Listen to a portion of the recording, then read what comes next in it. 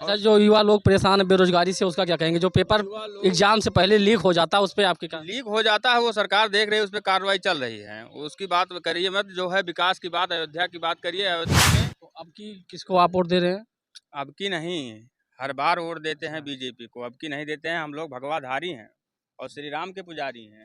यानी आपके अच्छा जी, तो क्या आप सहमत हैं कि आपकी मोदी जी के उस वादे से कि 400 पार? 400 पार नहीं, 500 पार। अच्छा, हाँ, अब की बार मोदी जी की सरकार धुआंधार बनने वाली है।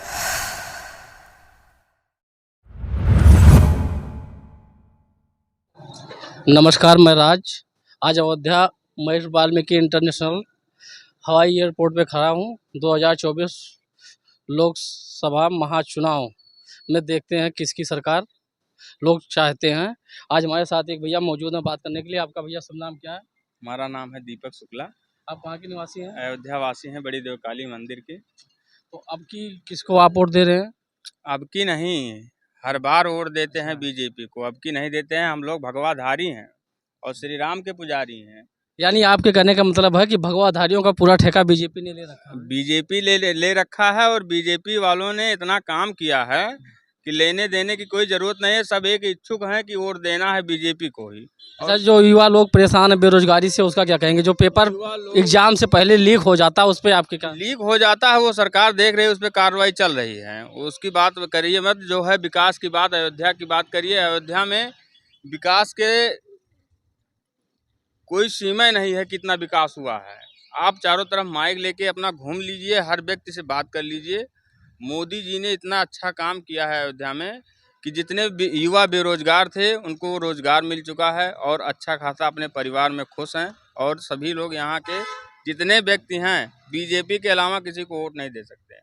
अच्छा, करवा लो, ये हमारे मित्र लो आपके यहाँ अयोध्या से सांसद लल्लू सिंह हैं। जी जी जी जी, माननीय लल्लू सिंह सांसद जी। उनके ऊपर तो एक आरोप भी लगाया जाता है कि ब्राह्मणों के विरोधी हैं। ब्राह्मणों के विरोधी नहीं है, जो विरोधी लायक होगा उसका विरोध किया जाएगा। कोई भी जात हो, चाहे ब्राह्मण हो या कोई बिरादरी नहीं, हो। खब्बू तिवारी का खात्मा आपके यहाँ से लगभग लगभग।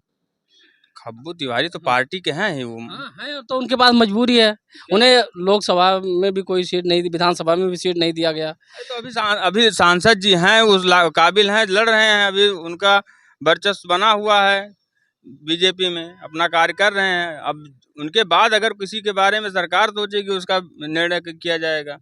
और बस्ती में क्या है? आप बस्ती में हमारे माननीय हरीश द्विवेदी सांसद जी हैं, उनके अलावा कोई नहीं है। उनके तो बहुत करीबी सांसद जी के बहुत करीबी, जो भाजपा के पुराने अध्यक्ष रह चुके हैं, लगभग 35 साल से सेवा कर रहे थे, दयाशंकर मिश्रा जी।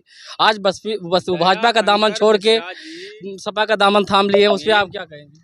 दामन थाम लिए, देखिए वो उनकी अपनी इच्छा है, थाम लिए हैं। जैसे बीजेपी में उनको नहीं कोई दिखाई दिया या बीजेपी उनको नहीं कुछ समर्थन किया, तो उन्होंने सपा में चले गए। सपा में जाने से कोई मतलब नहीं है, उनको बीजेपी में ही रहना था।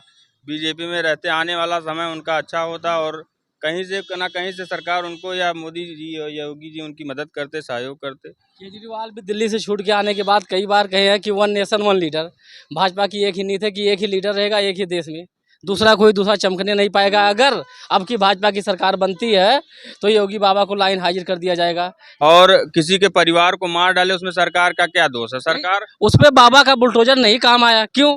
अरे कोई होगा, कुछ समस्याएं होंगी, कोई बातचीत हुई होगी, कुछ उनका आपस में मैनेजमेंट हुआ होगा, इस वजह से नहीं हुआ है। नहीं तो ऐसा कोई कार्य नहीं है जिसमें बाबा जी का बुलडोजर ना पहुंचा हो। अयोध्या में देख लीजिए, इतने घर वाले बाबा के नाम से प्रसिद्ध है। अखिलेश यादव ने ही बाबा को नाम दिया था बुलडोजर वाले बाबा, तो इसीलिए तो उनके सामने तो बुलडोजर चल रहा है ना। अयोध्या में जितने घर गिरे हैं, अगर इनके अलावा कोई और मुख्यमंत्री होता तो शायद ये काम ना हो पाता। हाँ, अयोध्या की आम आवाम भी काफी ज्यादा परेशान है, कह रही है कि रोज आए दिन कोई ना कोई नेता आता रहता है, जिससे हमारी दुकानें, हमारे रोजगार पे प्रभाव पड़ रहा है। तो क्यों नहीं आएगा भाई? योगी सरकार, मोदी जी ने इतना पैसा लगा के बनाया है, तो देखने तो आएंगे ही। चाहे क्या कहते हैं, कोई बड़ा आदमी हो या छोटा आदमी हो, हर व्यक्ति को आना यहाँ जरूर। देखने आना तो उचित है, लेकिन नेशनल हाईवे बंद कर देना ये कहाँ तक उचित है? ये जो कोई व्यक्ति अगर पेशेंट है, लेडीज है, बीमार है, डिलीवरी होनी है तो रास्ते में उसकी डिलीवरी हो जाती है, अस्पताल पहुंच नहीं पाता क्योंकि प्रोटोकॉल की वजह से। तो नेशनल हाईवे बंद करना कितना उचित आप समझते हैं? नहीं, बंद करना तो उचित है ही, क्योंकि भाई वीआईपी होते हैं, ये बात नहीं है। वीआईपीओ का सम्मान हर व्यक्ति को करना चाहिए, क्योंकि वीआईपी नहीं रहेंगे तो आम जनमानस भी नहीं रहेंगे। यानी वीआईपीओ के लिए आम जनमानस जीरो है, चाहे वो मरे चाहे जिए। आप यही कहना चाह रहे हैं क्या? जीरो नहीं है, लेकिन ये है कि थोड़ा बहुत हर व्यक्ति को कष्ट तो झेलना पड़ेगा। जैसे वीआईपी आएंगे या मोदी जी आएंगे तो कुछ देर आधा एक घंटा का समय देना पड़ेगा हर व्यक्ति को, क्योंकि प्रधानमंत्री मुख्यमंत्री माने रखता है। ठीक है। अच्छा जी, तो क्या आप सहमत हैं कि आपकी मोदी जी के उस वादे से कि 400 पार? 400 पार नहीं, 500 पार। अच्छा, हाँ, अब की बार मोदी जी की सरकार धुआंधार बनने वाली है, उसमें कोई रोक नहीं सकता।